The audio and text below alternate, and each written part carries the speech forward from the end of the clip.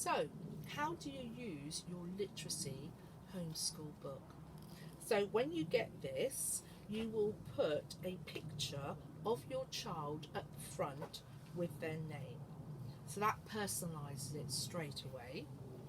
And then I find with the younger children, the felt tip pens, you can use pencil crayons, but felt tip pens like this are very, very good because they're lighter for the children, so it helps them with their writing. And we use those for all sorts of things. So the first thing you can see is in your book, you've got different colour high frequency words. So we can see here, we've got the pink, yeah, and you've got them as individual sheets. So what you would do is you would cut those words out as you need them. So the first thing that you do is you will cut them out and you will have them loose. And you will choose those ones that you want to work on. And what you would do is you would first get your children to match them. And then you might have your child read them. And then you might have your child write them. So what I like to do, you can either use a traffic lights or you can use whatever you like. So if, for instance, if you wanted to work on mum, you would get your red pen and you just put a little dot, like a nose, onto it, which means that's your target. And then what you would do is you would work on that word with magnetic letters, or you would do it with snap, or you would do it with pairs, and you would sort of see if they can match them, then see if they can read them, and then eventually write them. So if they can read them, what you would then do is you would choose a colour. So if you're doing traffic lights, it could be yellow. If you're just doing normal skin colour, it might be brown or pink, whatever way you want to do it. And once they got mum, you would then colour in the smiley face like that, so you know that they had it. And if they then could go on to write mum, they would then draw some hair like this. So that means not only can they read it, but they can write it as well. So that gives you a record. And what you would do is you would keep building up all these high frequency words, which they'd be doing in phonics anyway, or that they might be doing in their reading book. And you would work through all the different and build them up. So you've got black, which is pink 2. You would then have red. You would have yellow, which is really, those words would be by the end of reception.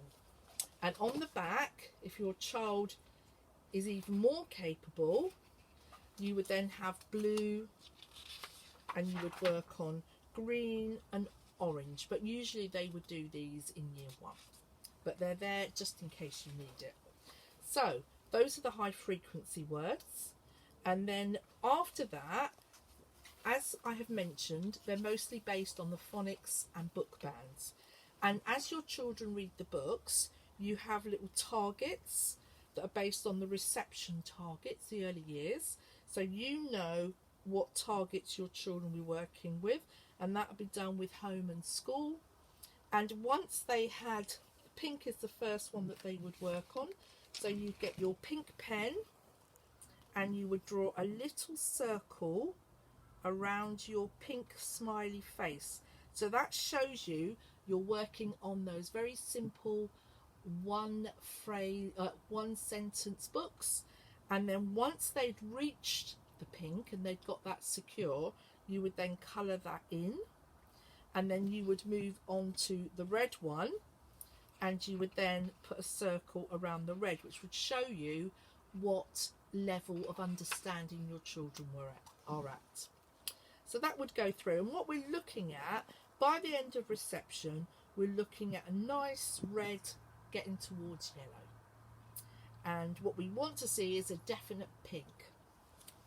And with these targets, you would just get your red pen, and for instance, if your child couldn't write your name, you would circle that and you'd have a little target. So you'd have 2 or 3 targets for reading and for writing that you've got on here. And so you know what the early learning goals are for foundation stage. They're all here, literacy and some of the cross-curriculum ones, so that you can understand that why some of the books I've chosen, for instance the ones on families, are cross curriculum. That means they are not just about literacy, but they're about learning about themselves and history and all sorts, understanding the world and other things. So that's there. And then if you open up, the first thing you're going to do is you're going to see if your child can write their name. So you will have your child write their name there.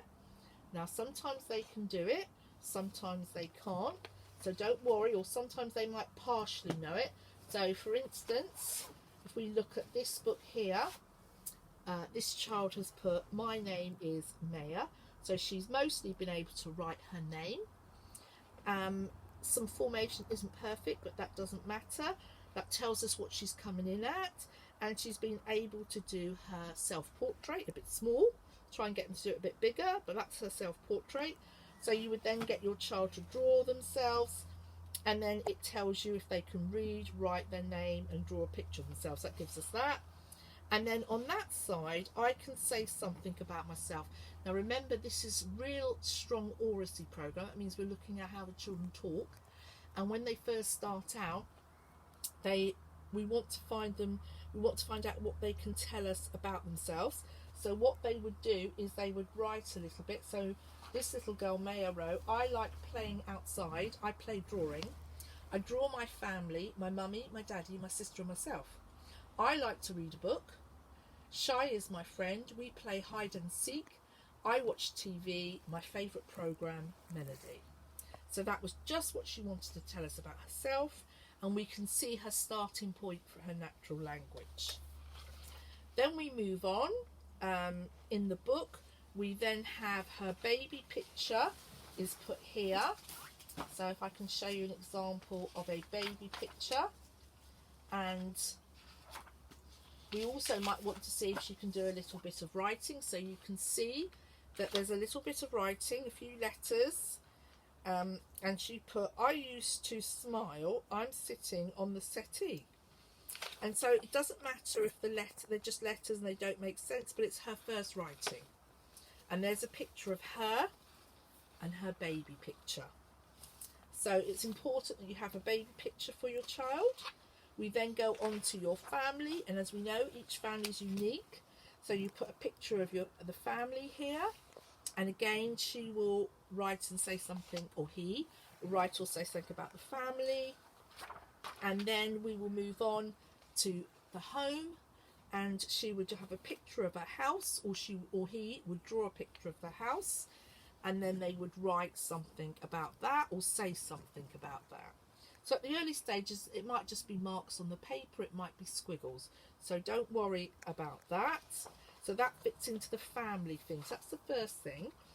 And then I just want to show you at the back of the book, your children will be doing phonics. What I also like them to do is recognise some of the capital letters. So you've got this little starting of a alphabet chart, and it's so they will just have apple, baby, cat, dog, egg, flower. But before you start this, you might want to assess your child and just show them. So using your alphabet chart, you might want to just say, what's that letter? What's that sound? And they might go, ah.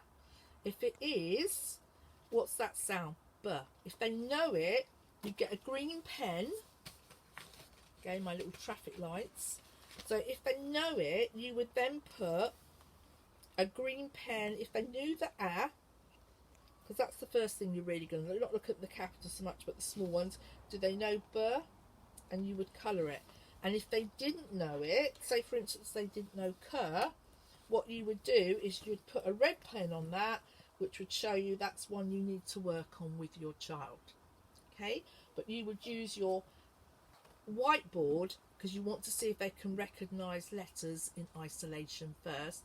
Then you would record it on that, so when they all practice as you're building this up, apple, baby, cat, you think, actually, do they know cat? That is something. And then if they do get it, you think, actually, they've made progress, so that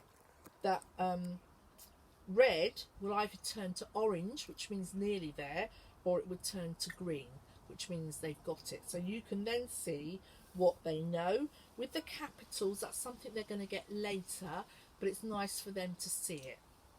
And you would work through that a bit at a time, and you would then go on to the other page, and then you would do thumb, sorry, the, thumb, chimp, shell later on. So you gradually build these in.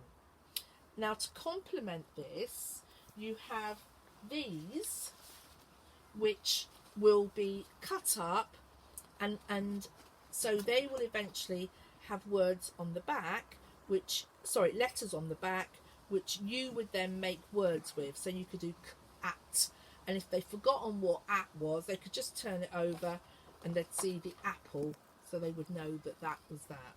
So that is something that you would find useful.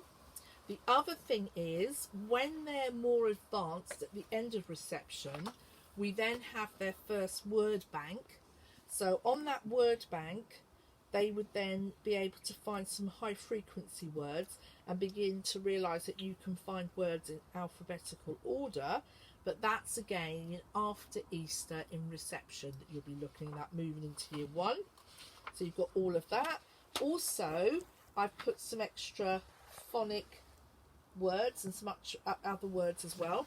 And for children that are quite advanced and might move into year 1 with this, I've got the year 1 targets. So we've got that there, and those higher words.